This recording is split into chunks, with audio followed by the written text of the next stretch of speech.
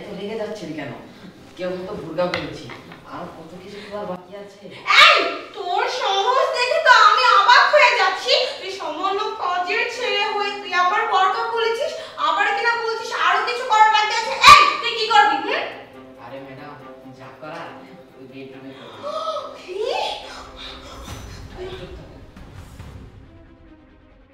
এই যে ম্যাডাম, এখানে 1 লক্ষ টাকা আছে, তার বিনিময়ে আমি আপনার সাথে 1 ঘন্টা কাটাতে চাই। প্লিজ ম্যাডাম, রাজি হয়ে যান না।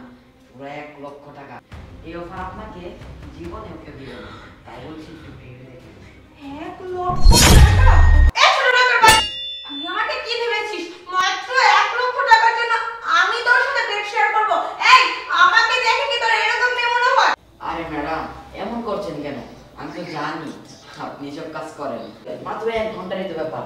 মানুষ 10,000 টাকা দিয়ে সারাদিন নেয়, আর আমি আপনাকে 1 লক্ষ টাকা দিচ্ছি মাত্র 1 ঘন্টার জন্য, তাই বলছি রাজি হয়ে যান। তুই কি আমাকে রাস্তার মেয়ে পেয়েছিস যে 1 লক্ষ টাকার জন্য তোর মতো ছোট লোকের সাথে আমি রাত কাটাবো? শোন, যারা রাস্তার মেয়ে তারা কাটাবে, আমি না। আর এই তোর সাহস কি করে হলো এরকম একটা জঘন্য কথা তুই আমাকে বলিস? তুই কি চাচ্ছিস? তোর স্যারকে আমি কল করব, আর তুই জানিস ভালো করে তোর স্যার যদি এসব জানে না তোকে একবার শেষ করে দিবে।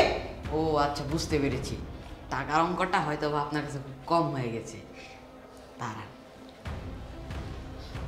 এই যে 2 লাখ টাকা। এই ছোট লোকের 2 লক্ষ টাকা তোর কাছে কি করে আসলো? এই সত্যি করে বলতো, তুই কোথা থেকে এটা চুরি করেছিস? আরে ম্যাডাম, আমি চুরি করছি নাকি ডাকাতি করছি সেটা জেনে তো আপনার কোনো লাভ নেই, তাই বলছি রাজি হয়ে যান। 2 লক্ষ টাকা 1 ঘন্টারই তো ব্যাপার ম্যাডাম। 2 লক্ষ টাকা? তুই 2 লক্ষ টাকা কেন, আরো বেশি টাকা দিলো না?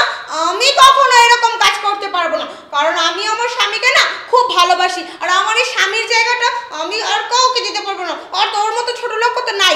এই তুই কি তোর মতো আমাকে ছোট লোক ভেবেছিস? তুই আমাকে টাকা দেখাবি আর তোর সাথে আমি নষ্টামো করবো? কখনোই না। আরে ম্যাডাম, আমি তো জানি আপনি এসব কাজ করেন করেন না। এই তুই এসব কথা কি বলতেছিস? তোকে এক থাপ্পড় মেরে না তোর বাবার নাম ভুলে ফেলবো। তোর এত বড় স্পর্ধা হয় কি করে? তুই আমাকে বলিস আমি এসব কাজ করি? তুই কি ভুলে যাচ্ছিস আমি তার মালকিন? হ্যাঁ ম্যাডাম, আমি জানি আপনি আমার মালকিন, আর আমি তো আপনার সাথে ফ্রিতে কিছু করতে চাচ্ছি না। আমি তো আপনাকে 2 লক্ষ টাকা দিতেছি। আচ্ছা ঠিক আছে, বুঝতে পেরেছি। আপনার 2 লক্ষ টাকাতে হবে না। দাঁড়ান, এই যে এখানে 3 লক্ষ টাকা আছে, আর এই 3 লক্ষ টাকার বিনিময়ে আমি আপনার সাথে 1 ঘন্টা কাটাতে চাই, তাই বলছি ভেবে দেখেন। 3 লক্ষ টাকা? 3 লক্ষ টাকা পেলে তো যে কেউ রাজি হবে, কিন্তু আমি কখনো রাজি হব না, কারণ আমি আমার স্বামীকে না খুব ভালোবাসি, আর আমার স্বামী আমাকে খুব বিশ্বাস করে। আমি কখনোই পারবো না সামান্য কিছু টাকার জন্য আমার স্বামীর সাথে আমি বিশ্বাসঘাতকতা করতে। তুই বুঝতে পেরেছিস? আর শোন, এতক্ষণ যাবত তোকে আমি অনেক বুঝিয়েছি, তোকে বলেছি যে আমি এরকম মেয়ে না। তুই একই আমার বাড়িতে কাজ করে তুই আমার পাড়ার বরকা তুই খুলে ফেলেছিস, তোকে আমি কিচ্ছু বলিনি। তুই আমাকে একটার পর একটা খারাপ অফার দিয়েই চলছিস, আর কি তুই আমাকে টাকার লোভ দেখাচ্ছিস। এই তুই কি আমার থেকে বেশি টাকার মালিক হয়ে গেছিস? তুই আমাকে সামান্য টাকার লোভ দেখাবি, আর আমার ইজ্জত সম্মান আমি তোর কাছে সবকিছু বিলীন করে দিব? কখনোই না। শোন, আমি তোকে এমনিতেই মাফ করে দিতাম, আমি ভাবতেছিলাম তুই আমার সাথে মজা করতেছিস, এখন দেখি না তোকে যদি আমি জেলের ভাত না খাই না, তারপরে দেখিস তোর স্যারকে না আমি এক্ষুনি কল করতেছি, আর কল করে বলবো যেন উনি পুলিশকে নিয়ে আসে। দাঁড়া, দেন স্যারকে ফোন দেন। এই তোর এত বড় স্পর্ধা, তোর স্যারকে আমি কল করতেছি, তোর স্যার পুলিশ ডেকে আনবে, তারপরে তুই বলতেছিস তোর স্যারকে আমি কল দিব? এই তোর কি জানের ভয় নেই? আরে ম্যাডাম, আমি কেন ভয় পাবো? স্যারই তো আমাকে এসব শিখিয়ে দিয়েছে। কি তোর স্যার তোকে এসব শিখিয়ে দিয়েছে? তাই বলেই তো ভাবি তোর এত বড় স্পর্ধা হয় কি করে, আর তোর স্যারই বা তোকে কেন এসব কিছু শিখিয়ে দেবে? আমি তো কোনো কিছু বুঝতেছি না। থাক, তোর কাছ থেকে আমি আর কোনো কিছু শুনবো না। তুই যেহেতু তোর স্যারের নাম বলেছিস, তোর স্যারকে আমি এক্ষুনি কল করবো, আর বাসায় আসলে আমি জিজ্ঞাসা করবো যে তোর স্যার কেন আমার সাথে এরকম একটা কাজ করেছে। ঠিক আছে, আজকে হয়তো বা তোর স্যারের সাথে সবকিছু ঝামেলা মেটাবো, নয়তো বা আমি বাসা থেকে চলে যাবো। দাঁড়া, আমি এক্ষুনি কল করতেছি। হ্যালো।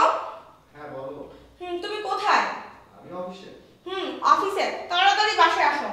কেন, কি হয়েছে? কেন কি হয়েছে তুমি জানো না? তুমি নাহি কে সব কি শিখিয়ে দিয়েছো? কেন শিখিয়ে দিয়েছি জানতে চাও? তাহলে শোনো। আপু আমাকে ডেকেছিলে? হ্যাঁ ডেকেছিলাম তো, বলছিলাম তুই তো কারো কথাই শুনলি না, না শুনে নিজের ইচ্ছা মতো একটা বিয়ে করে এনেছিস। তোর বউয়ের তো চরিত্রই ভালো না। তুই যখন বাইরে চলে যাস, অফিসে চলে যাস, তখন তোর বউ বিভিন্ন ছেলেদের সাথে ঘুরে বেড়ায়, এখানে যায় ওখানে যায়, কোনো কথা বলে শোনে না। এমনকি তোর দুলাভাইয়ের দিকেও কোনো জোরে তাকায়। আরে আপু তুমি এসব কি বলছো? আমার বইয়ের চরিত্র অনেক ভালো, আমি জেনে শুনে ওকে বিয়ে করেছি। ও পর্দা করে 5 ওয়াক্ত নামাজ পড়ে। তুমি ওর নামে কেন উল্টাপাল্টা বলছো? ওর সাথে নিশ্চয়ই তোমার কোনো ঝামেলা হয়েছে, তাই না? আমি তোর বউয়ের নামে কেন মিথ্যা কথা বলবো? আমি তোর মায়ের পেটের বোন, তুই 2 দিন বিয়ে করে এনেছিস, আমার থেকে কি তোর বউকে বেশি বিশ্বাস করে ফেললি? দেখো আপু, বিষয়টা এমন না। আমি যতটুকু জানি ও 5 ওয়াক্ত নামাজ পড়ে, পর্দা করে। আর তুমি বলছো ওর অন্য অন্য ছেলেদের সাথে সম্পর্ক আছে। আমিও অফিসে গেলে অনেকে বাইরে যাই। আসলে বিষয়টা না আমি কিছুতেই মেনে নিতে পারছি না। যাই হোক, তুমি যে আমাকে এসব কথা বলছো, তোমার কাছে কি কোনো প্রমাণ আছে যে অন্য অন্য ছেলেদের সাথে সম্পর্ক করে ভাইকে খারাপ প্রস্তাব দিছে? অবশ্যই প্রমাণ আছে। আমি তো প্রমাণ ছাড়া কোনো কথা বলছি না, কারণ আমি তোর বোন, আর আমি চাই না আমার ভাইয়ের সাথে করে এরকম একটা নষ্টা মেয়ে সংসার করুক। ঠিক আছে, আমি তোকে আগে থেকেই বলেছিলাম তুই এই মেয়েকে বিয়ে না করার জন্য, বাট তুই কারো কোনো কথাই শুনলি না, না শুনে তুই বিয়ে করলি। আর তুই এখনো পর্যন্ত আমাকে বলছিস আমি তোকে মিথ্যা কথা বলছি। তোর বউ নামাজ পড়লে কি ভালো হয়ে যায়? এগুলো সব তোকে দেখানোর জন্য। তুই কি আদৌ জানিস তোর বউয়ের চরিত্র কেমন? তাহলে দেখ। আচ্ছা ঠিক আছে, কি দেখাবা আমি দেখছি।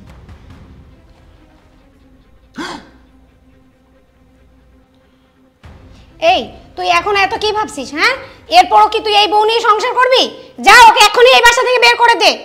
আচ্ছা ঠিক আছে, কোনটা করতে হবে আমি খুব ভালো করেই বুঝে গেছি।